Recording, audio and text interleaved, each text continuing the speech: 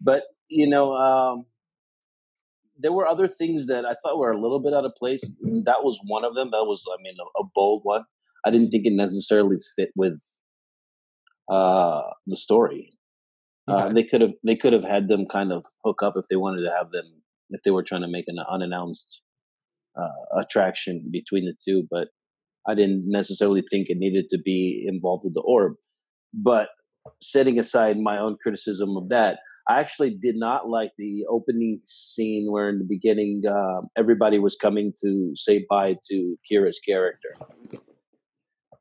And the only reason I feel that way is because I don't feel like that did feel a little that kind of felt a little like a sitcom.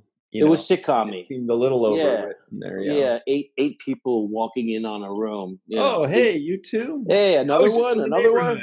Yeah, and I brought some glasses of wine. And okay, I'm here too. And the reason why I thought that was weird is because I didn't feel so far now up to this point that there was that kind of camaraderie between all of them. I didn't feel like they earned that level of relationship. Now, if that happened at the end of the 7 seasons or season 6, then I would say, okay, we've got 6 seasons of them building up this friendship. You've got all these moments between everybody, and this is something you want to say goodbye. But I think it was too many people in that room. I think that scene could have been just her and Renee. Yeah. Just talking, the two of them, without having the extra. Speaking of which, there was a really good line that Renee did where she said, he said, you've made a living off breaking the rules. And she said, well, maybe I broke one too many. And he says, Major, you've been breaking one too many rules for 14 and a half years. Harumph. Yeah. Like, it was a little, and it was funny because that scene sounded sitcom-y. Actually, it sounded more theater-ish. It looked like a stage play, the way that scene felt. A little bit too over dramatic in some ways, because, and then it goes right back to the quiet, talking normal way that we've set the tone for the show all this time. So, except for that scene was really high paced, almost like when they were in the newsroom on Far Beyond the Stars. In the period piece, the dialogue felt like that,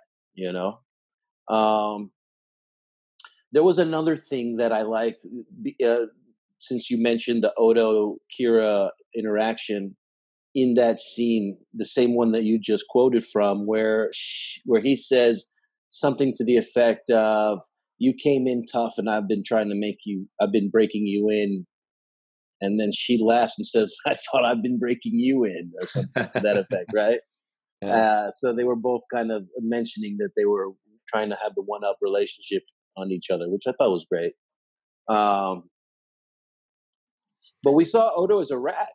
What about that? Yeah, let's go back a little at the beginning here. I did want to talk about just for a second. This was the first time we got a little glimpse. At the very beginning, we get a glimpse of Commander Sisko being a little bit more brooding, a little bit, like in season 1, they kind of had him more as like a lighter kind of commander. And we all know that the direction he goes is more brooding and quiet and tough, and we saw a little bit more of that in the beginning when Kira's leaving, and he just kind of says, I'll get you back and that kind of stuff. And I thought it was cool that was kind of, at least to me, that was that first time we got to see a little foreshadowing of the Sisko that's going to show up in another season or two. Yeah, a little bit of foreshadowing. And there was another moment where Sisko goes into the Bajoran general to give him information. Uh-huh.